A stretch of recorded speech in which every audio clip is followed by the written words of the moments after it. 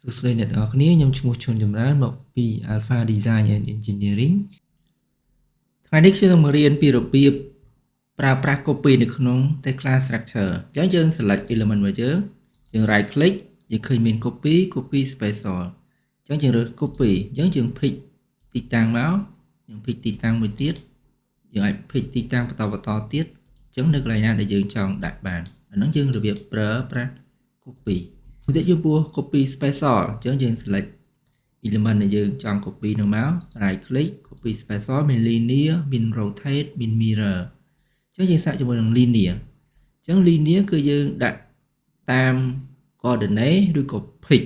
ព្រោះថាយើង pick ពីទីតាំងនេះមកទីតាំងនេះតោះយើងដាក់ចំនួនយើងដាក់2អញ្ចឹងយើង copy នេះអញ្ចឹងគឺយើងប្រើរបៀបអញ្ចឹងឬក៏យើងអាចអត់ pick យើងអាច input data នៅនឹងបានយើងវាមកយើងដាក់0 degree របស់យើង8000យើង copy នេះអញ្ចឹងគឺរបៀបប្រើគឺរបៀបអញ្ចឹងតាមទៀតចំពោះ copy mirror អញ្ចឹងយើង select element របស់យើង select វាមកយើង right click copy special mirror អញ្ចឹងយើងចាប់ផ្ដើមរើសទីតាំងកន្លែងណាដែលយើងចង់ mirror វាឧទាហរណ៍ទីតាំងមួយនេះមកយើង copy នេះអញ្ចឹងយើងបាន mirror មកខាងនេះតទៅទៀត copy rotate element របស់យើង right click copy special rotate អញ្ចឹង rotate មាន z យើង input data ឬក៏យើងគូសឡើង